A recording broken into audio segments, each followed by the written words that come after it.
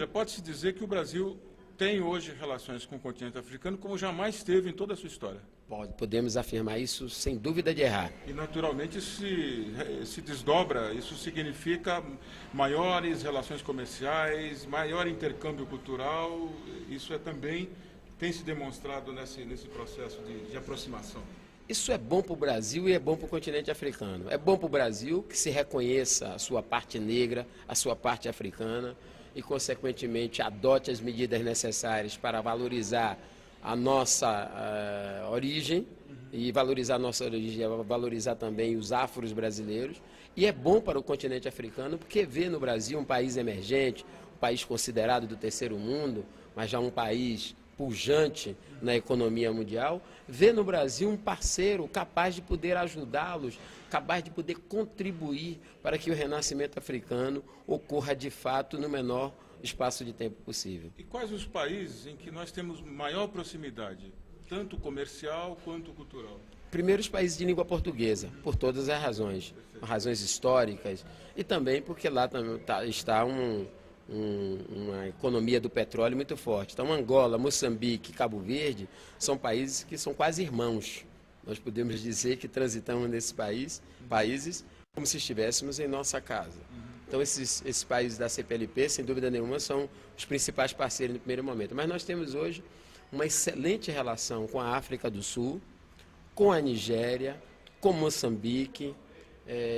O Moçambique está na CPLP, com o Senegal e com o Benin, né? Esses países são visivelmente países que nós temos uma relação muito próxima e que têm tido resultados comerciais significativos. Você acha que para o futuro é possível pensar num bloco sul-sul, um bloco comercial mesmo, um bloco que se coloque, se apresente ao mundo, né?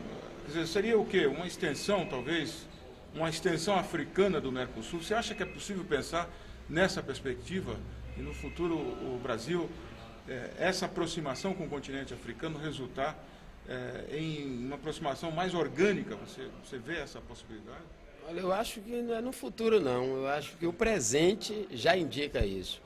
Há já processos, há indicativos no presente desse interesse do continente africano, particularmente de alguns países. Eu cito um deles, o Senegal, que recentemente esteve no Brasil fazendo o lançamento do terceiro Festival Mundial de Arte Negra, que será, volto a dizer, o maior evento cultural do continente africano. E nesta vinda, por exemplo, do presidente Abdoulaye Wade ao Brasil, ele fez uma visita à Fiesp, a organização mais poderosa dos empresários na América Latina. E qual era o objetivo da visita dele? Estabelecer relações comerciais e empresariais sul-sul. Ele chegou, inclusive, a demonstrar claramente o interesse no campo energético, ou seja, do etanol, o biodiesel, o etanol é uma menina dos olhos lá no... Assim como na área de transporte, ou seja, na área de equipamentos para o transporte, ônibus, caminhonetes.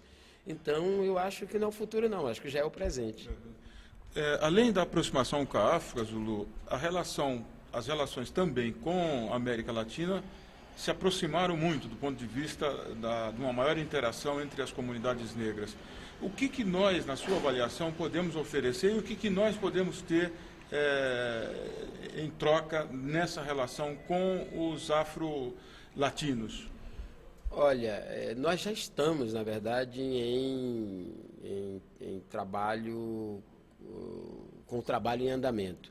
Nós, por exemplo, nós temos uma parceria já com a Colômbia, nós temos uma parceria com o Equador, inclusive com o Equador nós já fizemos intercâmbio propriamente dito, já participamos no ano passado, por exemplo, de um conjunto de atividades no Equador voltadas para a cultura negra. O ministro da Cultura do Equador na época, o Antônio Preciado, um poeta negro e muito amigo do ministro Gilberto Gil, implementou isso. Na Colômbia, nós já estamos, por exemplo, na nossa terceira atividade conjunta. Com a Secretaria-Geral Ibero-Americana, nós vamos agora fazer uma parceria para fazer o mapeamento das manifestações culturais negras em 5 países. Colômbia, Equador, Peru, Venezuela e Brasil. Com o Fundo Interamericano de Desenvolvimento Agrícola, nós vamos partilhar e compartilhar nossa expertise para uma página na internet para comunidades negras rurais. Estaremos fazendo em setembro, na cidade do Salvador, um evento afro-latino para desenvolvimento sustentável de comunidades negras rurais e religiosas. Então, nós estamos contribuindo com a expertise, com a experiência que o movimento negro brasileiro tem, evidentemente, que as instituições que trabalham com a cultura negra no Brasil têm. Afinal de contas, nós temos a instituição mais antiga que trabalha com isso no governo federal, que é a Fundação Cultural Palmares. E é essa expertise que a Palmares está colocando à disposição, sem, evidentemente, deixar de levar em consideração que os países latino-americanos também têm uma experiência muito rica e muito importante para que a gente possa aprender. Agora, do ponto de vista institucional, eu diria, sem muita dúvida, de que o Brasil está bem à frente nas suas experiências, nas suas conquistas. Ou seja, nós temos hoje um conjunto de políticas de ações afirmativas que mostram claramente para fora do Brasil, não apenas a vontade política do governo brasileiro, mas mostram conquistas. E eu vou citar duas delas para você verificar a importância. No plano educacional, com as cotas, nos últimos 5 anos, nós conseguimos colocar na Universidade Pública Brasileira, no ensino superior, 254.200 jovens afrodescendentes. Isso é mais do que entrou em toda a história do Brasil na Universidade Pública Brasileira. Se você pegar de 1809, quando foi criada a primeira faculdade lá no estado da Bahia, do qual eu tenho muito orgulho de ser originário, de lá até o ano de 2003, você não encontra um número que se equipare a esses 254 mil nos últimos 5 anos, o que prova de que todas as críticas que têm sido feitas às políticas de ações afirmativas, notadamente a política de cotas, é porque nós acertamos, não é porque nós erramos. Nós estamos sendo criticados pelos nossos acertos.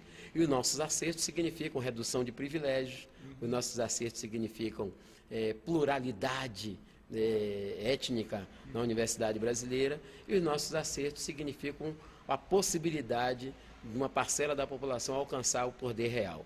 Isso de um lado. De outro lado, no lado educacional. Do outro lado também, nós temos na área rural, por exemplo, o reconhecimento das comunidades remanescentes de Quilombo.